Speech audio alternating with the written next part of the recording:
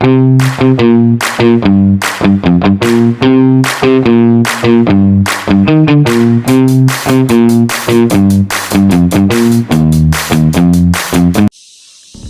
pagi Pak, selamat pagi teman-teman. Saya Elizabeth Saradinasu dengan NPM 2410643 dari kelas 2024 ini. Di video ini, saya akan mengambil topik yang pertama, yaitu strategi pembelajaran keterampilan berbahasa dengan 4 subtopiknya. Yang pertama, strategi pembelajaran menyimak. Yang kedua, strategi pembelajaran berbicara. Yang ketiga, strategi pembelajaran membaca. Yang keempat, strategi pembelajaran menulis. Semoga materi yang saya akan paparkan akan bermanfaat bagi kita semua. Terima kasih. Yang pertama, penjelasan singkat tentang topik dan subtopiknya. A. Penjelasan singkat topik. Strategi pembelajaran keterampilan berbahasa adalah cara atau metode yang digunakan guru untuk mengembangkan kemampuan siswa dalam menggunakan bahasa secara efektif. Keterampilan ini meliputi menyimak, berbicara, membaca, dan menulis yang saling berkaitan dan harus diajarkan secara terpadu. Yang berikut B. Penjelasan singkat subtopik. 1. Strategi pembelajaran menyimak merupakan cara guru melatih siswa agar mampu memahami informasi yang didengar seperti melalui audio, cerita, atau penjelasan guru. Contohnya, mendengarkan cerita lalu menjawab pertanyaan. Yang kedua, strategi pembelajaran berbicara berfokus pada kemampuan siswa mengungkap ide secara lisan dengan jelas dan percaya diri.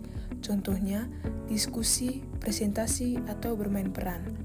Yang ketiga, strategi pembelajaran membaca digunakan untuk membantu siswa memahami isi teks baik secara literal maupun kritis.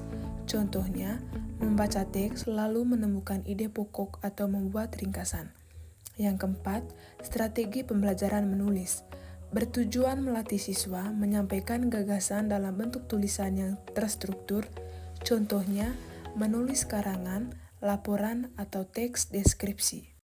Lalu pertanyaan yang kedua, uraian konten atau isi topik dan tiap subtopiknya. A. Topik, strategi pembelajaran keterampilan berbahasa. Topik ini membahas cara-cara yang digunakan guru untuk mengembangkan 4 keterampilan berbahasa siswa, yaitu menyimak, berbicara, membaca, dan menulis.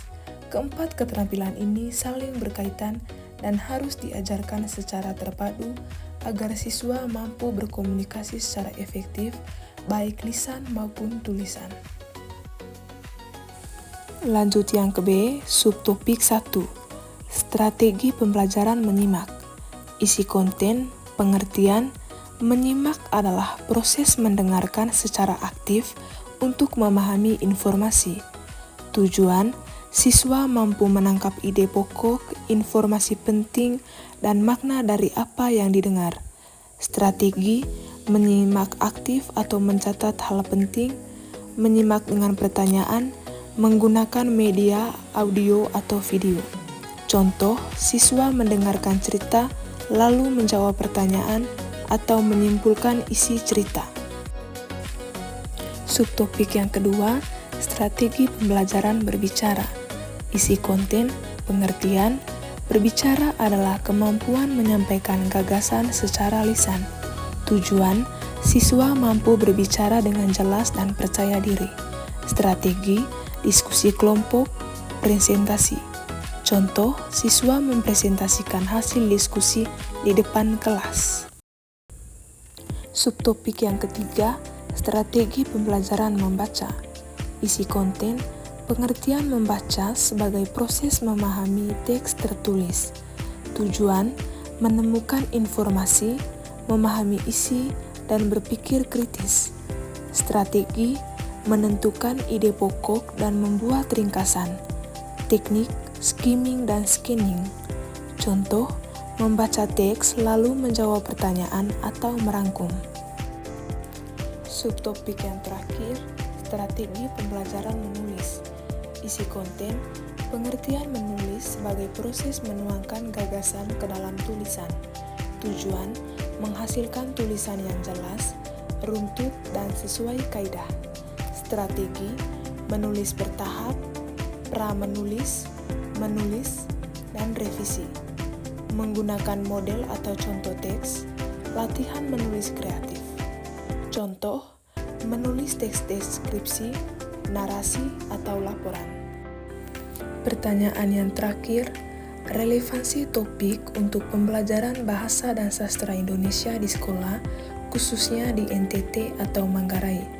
Jawabannya, strategi pembelajaran keterampilan berbahasa, menyimak, berbicara, membaca, dan menulis sangat relevan karena menjadi dasar utama dalam penguasaan bahasa Indonesia oleh siswa.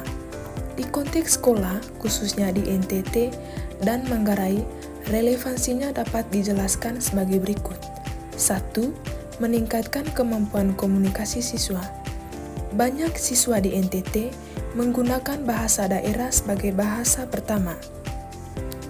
Strategi pembelajaran keterampilan berbahasa membantu mereka beradaptasi menggunakan bahasa Indonesia secara baik dan benar dalam situasi formal seperti presentasi, diskusi, dan menulis tugas. Yang kedua, mendukung pembelajaran lintas mata pelajaran.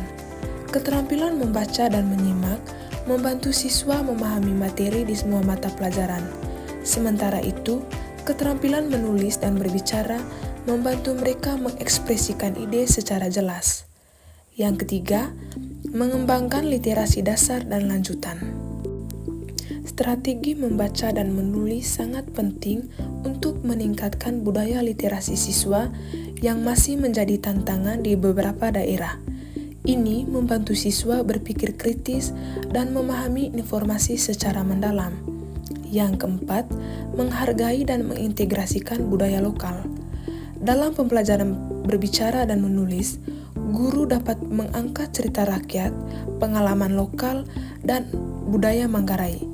Hal ini membuat pelajaran lebih kontekstual dan bermakna bagi siswa. Yang kelima, mempersiapkan siswa menghadapi dunia nyata. Keterampilan berbahasa sangat dibutuhkan dalam kehidupan sehari-hari, baik untuk melanjutkan pendidikan, bekerja, maupun berinteraksi sosial.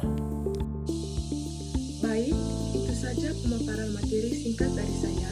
Semoga yang saya paparkan akan bermanfaat bagi kita semua. Sekian dan terima kasih.